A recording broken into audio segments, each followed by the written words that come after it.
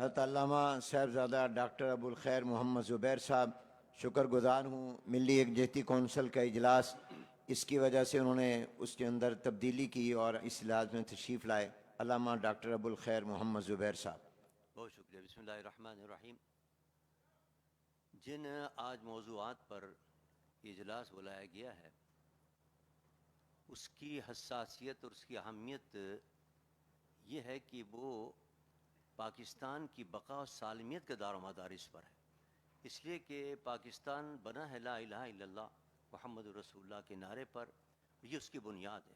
اور یہ وہ امور ہیں سارے کے سارے، خواہ 18 سال کا مسئلہ ہو، ٹرانسجینڈر کا مسئلہ ہو، سود کا مسئلہ ہو، تاحیات عہدے رکھنے کا مسئلہ ہو، استثناء کا مسئلہ ہو، فلسطین کا مسئلہ ہو، دینی مدارس کے مسئلے ہوں، اقلیت کمیشن کا، یہ تمام مسائل وہ ہیں کہ اس کے اندر اسلام کے خلاف ہیں یہ تمام چیزیں، اور پاکستان کی جو بنیاد ہے اس کو ختم کیا جا رہا ہے۔ اس کی حساسیت اور اہمیت کی بنیاد پر ہم نے ملی یکجہتی کونسل کا آج سے 5 مہینے پہلے اجلاس رکھا تھا انہی موضوعات کے اوپر۔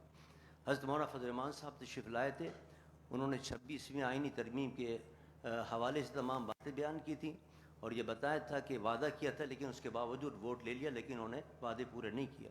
اور ہم نے اس وقت بھی طے کر لیا تھا کہ حکومت جو ہے وہ وعدے کرتی ہے پورے نہیں کرتی، اس کے لیے جب تک تحریک نہیں چلائیں گے کام نہیں بنے گا۔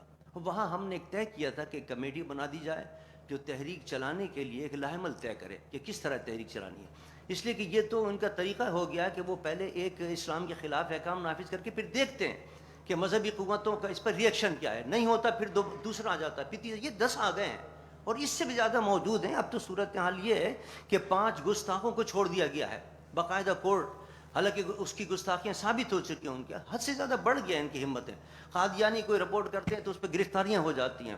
تو اس صورتحال کے اندر میری تجویز یہی ہے جو ہم نے طے بھی کیا تھا آج سے 5 مہینے پہلے کہ فوری طور پر ایک تحریک چلائی جائے، تحریک کے بغیر یہ نہیں سنیں گے۔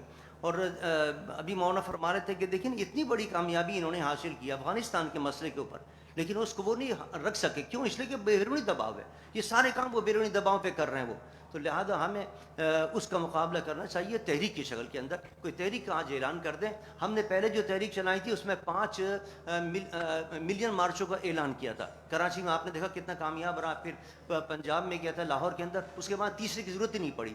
اگر اس طرح یہاں اعلان کر دیا جائے ملین مارچوں کا تو میرا خیال میں کہ انشاءاللہ ہم بڑی جلدی کامیابی حاصل کر لیں گے۔